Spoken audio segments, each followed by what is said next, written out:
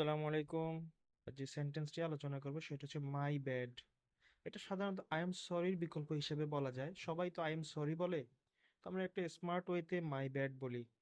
I am sorry বলি আমরা সাধারণত যে ক্ষেত্রে একটু বড় মাপের ভুল, বা যেটা হয়তো দেখা গেছে যে একটু ডিপ, কিন্তু খুব সামান্য ভুলের ক্ষেত্রে আমরা বলতে পারি মাই ব্যাড। বিকল্প হবে দ্যাটস অন মি।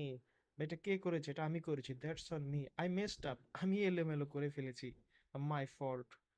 তো সাধারণত কথাবার্তা হালকা ভুল হলে আমরা এই ফ্রেজটি ব্যবহার করব, মাই ব্যাড। এর পরেরটা হচ্ছে ইটস অল গুড। আমাদেরকে যদি কেউ জিজ্ঞেস করে হাউ আর ইউ, তখন আমরা বলি আই এম ফাইন।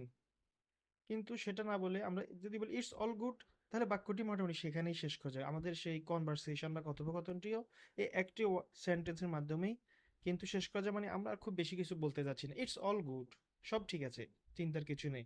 অথবা no worries, everything is fine. Next হচ্ছে ইটস রেইনিং হার্ড। সাধারণত মুষলধারে বৃষ্টি হলে আমরা বলি it's have been raining cats and dogs. কিন্তু আসলে ক্যাটস অ্যান্ড ডগস এই ফ্রেজ এন্ড ইডিয়মসটি শুধুমাত্র আমরা শিখার জন্য ব্যবহার করি। কথোপকথনের ক্ষেত্রে আসলে এটি ব্যবহার করা হয় না, বা এটার কোনো ইউজ কেস নেই। আমেরিকান ইংলিশ বা ব্রিটিশ ইংলিশে তারা খুব সিম্পলি ইউজ করে ইটস রেইনিং হার্ড, খুব বৃষ্টি হচ্ছে, ইটস রেইনিং হার্ড। এত লম্বা ওয়ার্ড আসলে আমেরিকানরা বলে না, যে it's been raining cats and dogs.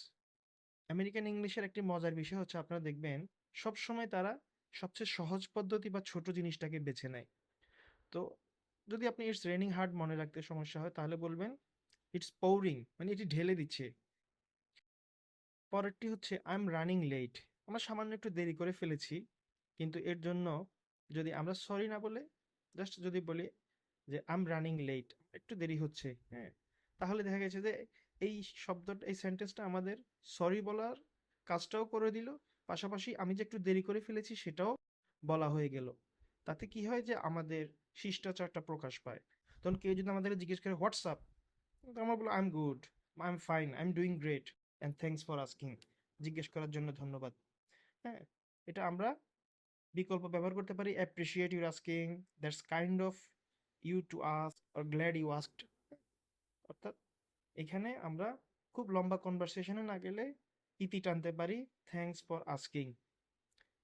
Finally it's not rocket science.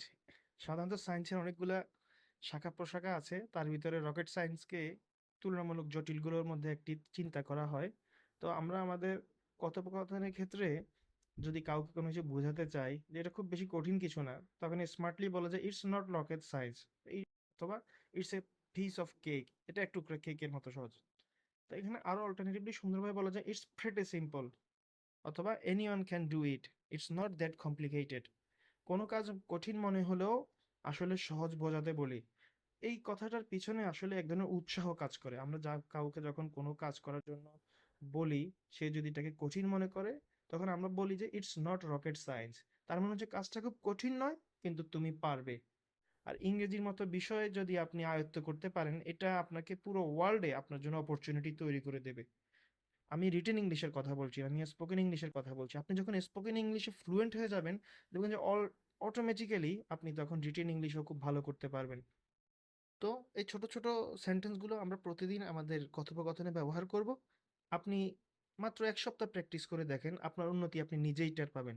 আপনার কনফিডেন্স লেভেল বাড়তে থাকবে, আপনার আত্মবিশ্বাস বাড়তে থাকবে। আপনি দেখবেন যে আগের থেকে অনেক ভালোভাবে বলতে আসলে ইংরেজি আমরা সবাই জানি, আমরা সবাই জানি, আসলে আমরা বলি না। হ্যাঁ, আপনি চেষ্টা করে দেখেন, যা জানেন তাই থেকেই শুরু করেন। প্রতিদিন একটু একটু করে জানতে থাকেন, দেখবেন যে আজ থেকে ৬ মাস পরে, ১ বছর পরে আপনার ডিফারেন্সটা কোথায়।